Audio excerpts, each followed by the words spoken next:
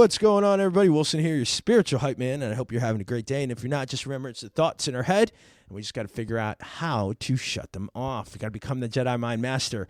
Ask yourself a couple questions, maybe something like, what was the last thing I could be proud of? Have I progressed from the year before? What can I learn from this moment that I'm not feeling so well? Does my dog still love me? Cat still love me? Do my kids still love me? Hopefully. If you haven't listened to Diane's episode, you should definitely listen to that. It's a good one to talk a little bit about our kiddo situation, that kiddo situation. That's a whole nother topic, but let's stay on topic. Or do something physical, go for a bike ride, jump, shout, listen to music, jump in the ice bath, do some push-ups, whatever it is, do it. Just a quick side note I just want to share with you. There's two things I want to share with you. One, gray hairs. What the fuck? What the fuck, gray hairs? I'm seeing more and more of them, and so I'm really trying to slow my age of pacing down, or pace of aging down is what I'm trying to do, because, I know it, and again, I know I'll look good in gray hair, but come on now, let's just slow this shit down a little bit. The second thing I want to clarify is there was an episode called Old Geezer or Wise Guy, ? And that had to do about one of my soccer mates out here called Carlisle. And I just want to clarify, he's not 57 years old. He's 67 years old. And he made sure to tell me, he's like, hey, who is 57? Because I am 67. I'm like, holy shit, Carlisle. I was like, you know what? Listening to it, I was like, yeah, I think you're 67. So just to clarify, he's actually 67 years old. So, but here's what I told him. I was like, Carlisle, you're 57, bro. You're fine. Like, people now think you're 57. It's all 57 in your head. You better be moving like a 57-year-old. You know what I mean? So that was fun this Sunday. So shout out to the soccer guys. Those guys are awesome. I can't wait to get maybe a couple of them on the show and talk about their life and what they've been through. So this one, I definitely want to talk about what's been happening.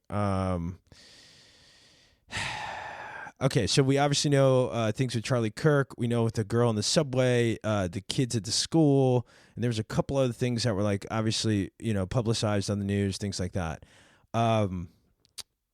Let me see. I want to say this, and I don't want to say it in any like. And again, and if you're listening to me, I think you all know that like it's. I never come from a place of being rude, being hateful, being disrespectful, being polarizing. I just don't. I think the only thing that we need to polarize is ourselves in the ice bath. Really, is what it is. But I think. There's a couple things. There's, I don't want to say can we go should we go macro? Okay, so I think what happened. I'm gonna go macro. When other people decide to take other people's lives, I think it is. I think most times, like in most circumstances, it's a very negative, like it's kind of crazy that at some point somebody like decides to go from like thinking it to actually doing it, right? Like I think like for me, my own personal belief and thought is like I just can't fathom that someone is not aware or not at the level of consciousness to understand that you are in essence ending someone else's like life, like their existence, their reality, like whatever their life, whatever someone's going through, like you are taking it on your own self to like end it, which is fucking nuts, which is fucking crazy, right? Which is it's just fucking nuts to me. Okay, so that's my first point as far as like I just don't think it's right. When it comes to let's see how many points do I want to make here. Well, okay. The next thing that comes to my head is the whole gun control thing, right? Like when it comes to gun control, I believe that. How do I want to say this? I've shot guns before, right? Like, okay, so I've shot guns before. I've gone hunting before. I've done the skeet shoots before. I've gone to the gun range. So I was brought up with respect to guns, and then understanding that like this is not a toy. This isn't something to go and use to kill someone. It's just more of a tool to like have fun with it, or like some sort of sport or some sort of game. Even for protection, like we didn't even use it for protection. Growing, like they were locked away in the like in the safe, right, or just locked away because that's how we were brought up. So, for even protection, it wasn't even like in the house at all. They were locked up. So, my point is this. My point is, whether you're on one side or the other about gun control, I feel like there's the responsibility, and this is what I'm trying. The responsibility falls on you or those that you influence around your circle, right? Like you're most influential to who, right? And if someone has an opposite opinion, then that's okay, as long as that opposite opinion doesn't lead to a negative, malicious intent action. And I think those are the ways that we just need to start whether it's using the gun or using verbal attacks or even using physical attacks, like literally, if you break things down like to its most basic, what's happening right within the self, there's a person that doesn't have the ability to like emotionally like filter through what's going on at the moment to like influence the thought, the emotion, and the decision, right? And that's all it is. And so for me, what I would question is, where is that and where was it missed for those that decide to go from the thought to the emotion to then the action, right? Because like, I understand debate. I think debate is fine. Like, you want to prove your point, you want to prove your opinion. I listen to, after a while, like I didn't really listen to too much to like, I'm not huge on the political side, honestly. Like I just don't get involved. Like, there's a couple reasons why, and I don't want to get too much into it. Actually, I'll get into it. It doesn't matter. Cause like for me, I'm in the all human party. That's me. Like I created my own party, and I would call it the all human party because at the end of the day, that's all we are, man. All we are is human beings. Now, is it going to be tough to get everybody to vote one way or think one way? Absolutely. Of course it's going to be tough. There's billions of people in the world. But I'm hopeful that the consciousness or awareness of the thought that we are human beings, all we have is time. Who do you want to spend it to? The feelings that you want to achieve, the feeling of love, happiness, acceptance. Why can't we just have that throughout, 2025? It's fucking 2025. It's like 2,000 years after, whatever. Like, you know what I mean? Like, how do we not have these thoughts or ideas? That's up for debate. But I also think it's just the level that we're at, like like what are we watching, what's the influence, etc. Like what gets us off in terms of like standing up for something. It's almost like here's my equation, or here's always my like what I revert back to. Pick your favorite sport, pick your favorite team. You're in a coliseum or you're in a stadium, and everybody in that stadium are like, you're there for a reason. You're there to see your team, and everybody's on the same team. But I promise you, not everyone has the same thought or idea on every single thing, right? Like on every single, idea or theme or gun control, right? So like you can have a bunch of people, fill in your favorite team. Growing up, the Giants, for me, the Giants don't really watch football anymore, but I watch football, or Tottenham Stadium, or it doesn't matter, like fill in your team. But you're all there for one team, one goal in terms of sports. But I promise you, not everyone has the same thought about fucking gun control, gay marriage, fill in the blank, whatever that is. And so like, that's how I would approach a couple of these things. Like, why can't we, have one thing and then be okay with other things and just focus on the big picture or the big team being like we're just human beings here trying to figure our life out. Like, you know what I mean? Like, we're just like, that's the team. That's the stadium. The stadium is the world, and we're the humankind team that we're rooting for. So yeah, so I just, and I know the answer. The answer is very simple. It is just what you grew up, like your influence, your thought, your emotion, your decision on a macro level, as like the conscious level of the world. Who is going to be the team captain? Who's going to be the person, who's going to be our next Messiah or Jesus or Joshua or I don't know, Tony Robbins, fill in your blank. The person, the people out there that still hold on to this thought of like, hey, we're on the same fucking team, right? So like to think that there's countries out there that are still like holding on to grudges, and I get it because like, right, you have sport team grudges for the longest. And you do see violence. You see violence even with sports teams. So, it's just, I don't know. It's just human nature, I guess, and we can't really fix it. But this is just my thoughts on it. These are my thoughts on it, because you see violence, a lot more violence back way when. I also think it's like the further that we get from those prehistoric times or like the war times, but it's just generational in terms of you just have to figure out. It's like, is this really the way to handle shit? Like, do we really have to get physical? So. Going back to, the things that have happened, I think, and they haven't, like, and it's not like they've changed. Like, years ago, I remember, I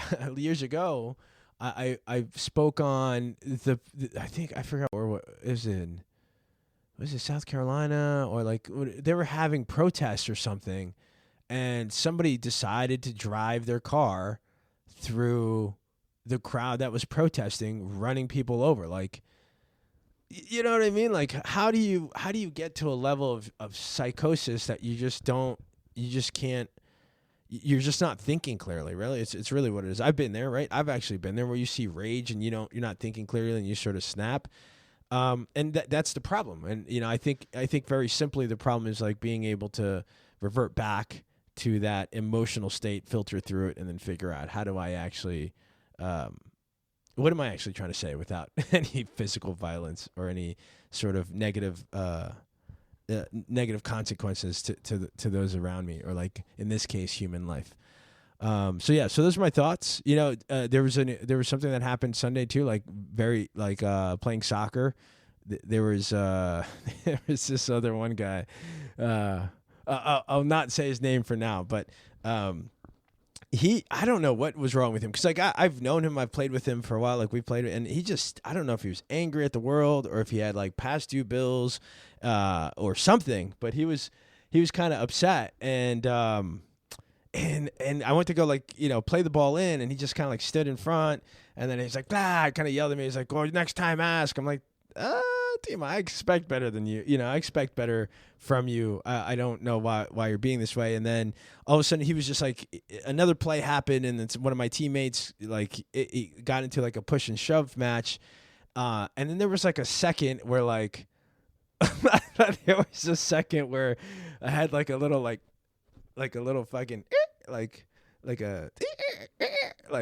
I just felt myself for 1 second, like wanting to go pick him up and like body slam him. Like literally, it was like just like a half a millisecond, and then I like came back to, and I was like, that's not what I want to do in this situation. Now if I guess if hands were actually thrown and people were actually getting physical, I probably would have just grabbed him and maybe, I'm not sure, right? I don't even want to say, but I would have at least pulled him back or some sort. But what did I do? I just kind of like stepped in. I just kind of like pushed him away, and then he got mad at me because he's like, I pushed him.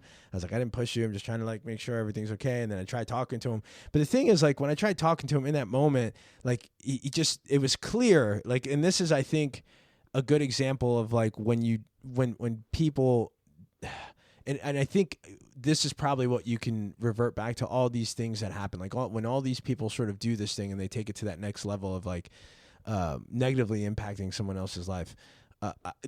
You're not thinking, like there's no thought process, right? So it's almost like being in that fight or flight, but you turn into fight and then everything else turns off, right? So like you're just trying to either survive or thinking that you need to survive, and this is the way I'm going to survive, and then, you know, whatever that action is. So it's very hard to turn someone off or to like get someone to think clearly. After the match, you know, we found each other sort of by the fence, and he was still kind of very angry, very agitated, and I just kind of get him his mind. I was like, just give me like a few minutes to talk to you, like, or just, can you listen?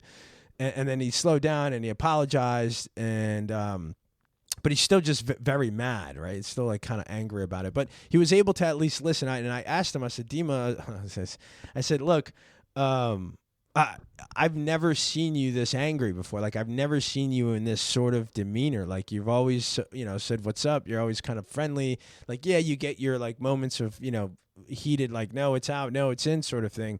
But he was like fuming, right? He was fuming. So I just asked him, I was like, is everything okay? Are you all right? Like, outside of soccer? And then really just his whole thing is, I think for him, and again, this might be a good example now thinking about it. For him, it seems like whenever he makes a call, or when he says something on the field, or I think what's happening is most people sort of contradict it, or they shut him out, or they shut him down. And I think that's what's creating that boiling point for him. Like, he doesn't get the acceptance, you know, of what it may or may not be. Now, I think there's a couple things for that too. It's like, you also have to somehow, you know, I guess, educate the behavior, because if the behavior is always yelling and screaming and arguing the call, then yeah, most people are going to want to shut you down, right? So I think that's where it stems from, is just being able to educate. And obviously he's not, like, he wasn't born here, he immigrated here. And so there's all, and again, it doesn't matter where you come from, but what I'm saying is, like, I think there's different cultural ways that you grow up as far as how do you handle differences and then these high emotional intensity situations. And I think that's what, you know, what has either hindered him and then also kind of put him into this fight or flight mode, where now it's anybody that says something, he's like, automatically, I got to fight for my right, not to party, but to argue. And I think that's what is happening. So it's funny, because like thinking about it now, like my goal would be to the next time I see him is to give him some, you know, give him some. I'm just gonna give him some love. I'm gonna give him some love. I'm gonna give him a handshake. I'm gonna give him a high five, and then just you know, give him a hug. And which I gave him a hug that day too, but still very angry, still very cold. And I think that's the way to fix, you know, fix the things that are going wrong, is like being able to reflect on and then try to go a couple layers more, as far as, you know, and it doesn't have to be your soccer mate. That's not what I'm saying, but it could be very close to your family, maybe your kids, maybe your husband, wife, you know, whatever, you know, whoever's most close to you that like may be going through something of something similar, things like that. Because ultimately you don't want it to get to a level where mentally, you know, individuals get to a point where they're not even thinking, and then they do something drastic to negatively impact someone else's life. And that's all I got to say about that. So, you know, I hope it helps. Obviously, it's a sad thing. You know, respect to everybody else, everybody in their own situation, as well as the people that have gone through certain things the last couple of weeks. And then I think, you know, I don't know, right? Because I'm not aware of this. I haven't really been part of this situation. But my last thing is like, if you're, you know, family, like for example, Charlie Kirk's person, their like he somehow ended up telling his family or alluded to it, and his family brought him in. Like the other thing is like, if I don't know, family members too, but I don't know, right? I don't know the dynamics. Like here's my thinking in terms of family dynamics. Like, did he grow up? Did those family members sort of influence the way the kid thought, or the way the guy thinks now, as far as like his views that sort of led to that emotional point where, you know, he decided to do something crazy like that? Or is it separate from, like, you know, family values, and then he went outside those family values and thoughts, and he had his own thoughts, and and his other peers, influence of peers sort of affected that. I'm not really sure, right? Like there's so many ways that thing could have happened, but I feel like in all these situations, I'm sure there was someone that could have at least either spoken up about a potential threat, or like in my case, maybe shown some more love and some appreciation, or like another perspective to be like, hey man, look, he's just another person. Like he's got his own views. Has he hurt you? Like, has he tried to come after your family? Like, right? I feel like that's the only way, I feel like the only way that like violence, and I don't even want to call it violence, because I would say the only way that like a physical altercation or something along those lines would be used would be protection, right? To be protected from someone that isn't in the right state of mind, looking to cause you harm. And I think at the end of the day, that's, basic survival instincts. But if it doesn't fall within that category, and again, my own personal belief, I just don't see why someone would do that. So I hope that helps. I don't know. Yeah, I hope it helps, or I hope it's a cool perspective or an aha perspective that you enjoy. Please join the human party. I'm starting my own campaign. It's somehow 20, 30 something. But yeah, and then I think the last thing I'll leave you with is just a perspective of obviously like how time isn't guaranteed. You never know what can happen, and to appreciate those around you and appreciate what you have and what you've built so far, and express the love that you've been wanting to express for a long time to whoever you haven't yet. All right. That's it. Have a great day. Have a great week. And don't forget, nothing changes until you do. We'll see you guys on the next one. Peace.